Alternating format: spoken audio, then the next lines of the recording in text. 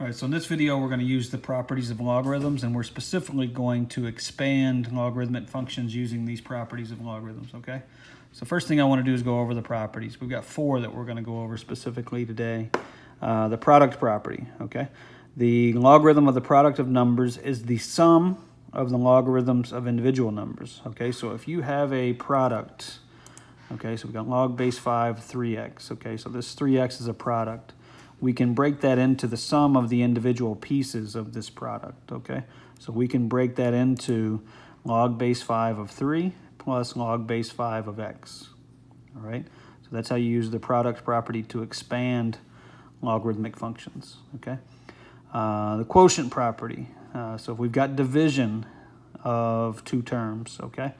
The logarithm of the quotient of numbers is the difference, so subtraction, of the logarithms of the individual numbers, okay? So if we have a quotient like log base 7 of 10 over x, when we expand this, we're going to have log base 7 of 10 minus the log base 7 of x, okay?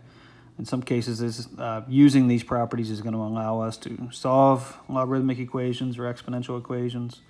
It's going to allow us to simplify these, okay? So we have to be able to use these properties, all right? Next one, the power property. The logarithm of an exponential number is the exponent multiplied by the logarithm of the base, okay? So if we've got a term that has an exponent, like log base 4 of y to the 5th, what's going to happen? We're going to take this exponent, 5, and move it out front so we can multiply it by this logarithm, okay? So the 5 is going to go out front, so it'd be 5 times the log base 4 of this base y, okay?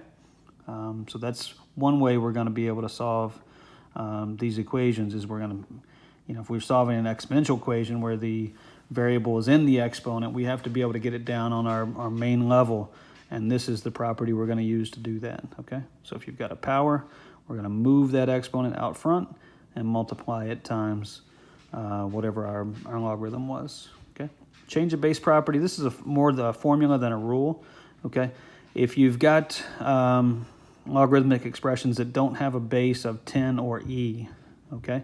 You can't use a calculator to do log base 4 of any value, okay? You have to be able to turn it into a base of 10 or e, which will make the calculators useful for us, okay?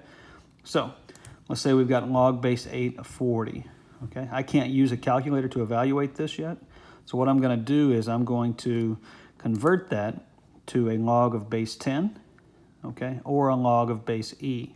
And what's going to happen, my number here, 40, will be in the numerator, and my base will be in the denominator, okay? I can use a calculator to evaluate this. I can't use a calculator to evaluate this. So this is a common log with a base 10. If I want to use the base e, you get natural log of 40 over natural log of 8. If you use a calculator right now to evaluate both of these, you'll get the same answer, and that answer is what log base 8 of 40 is worth, okay? All right, so we're going to use these properties here, and we're going to go over example 1 here, expanding these logarithmic functions, okay? So if you look at this, we've got 3x squared, okay? So we've got a product, so we're going to be using this property. We've also got a power. This squared here is a power, so I'm going to be using the power property as well, okay? So first thing I want to do, I've got the log base 2 of 3 plus the log base 2 of x squared, okay? So my first thing is I'm going to use the product property to break these apart. Now I want to use the power property to get this 2 out in front. So when I simplify one more step, this log base 2 of 3 stays the same, but this log base 2 of x squared, this 2 goes out front, so it's 2 times the log base 2 of x. So that's the expansion for part A. All right, let's look at part B. We've got everything going on here basically, except for we're not using change of base in any of these. We've got a product here. We've got a quotient here, okay? And we've got powers in both the numerator and the denominator, okay?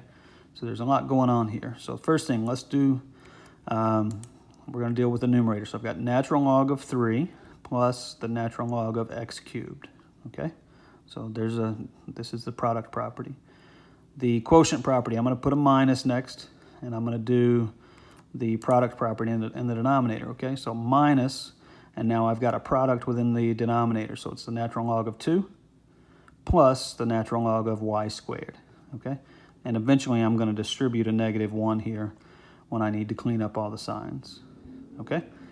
In this piece here and in this piece here, I've got a power, so I have to use the power property. So my first thing here is natural log of 3, okay? And then it's going to be 3 natural log of x, okay? I'm going to distribute and simplify here at the same time, so it's going to be minus natural log of 2, okay? And I'm going to bring a 2 out front, so this will become 2 natural log of y, and we're going to multiply that by this -1 here, so minus 2 natural log of y, okay?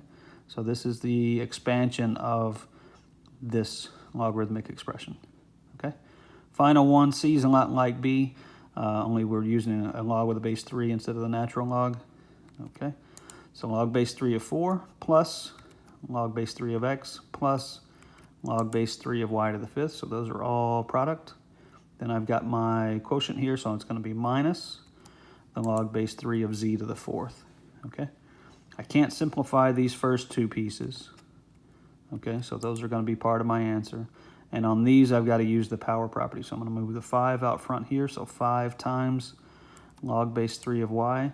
And I'm going to move this 4 out front. So minus 4 log base 3 of z. Okay, so this is the expansion of this logarithmic expression. Okay, so that's how you use the properties of logarithms to expand logarithmic functions.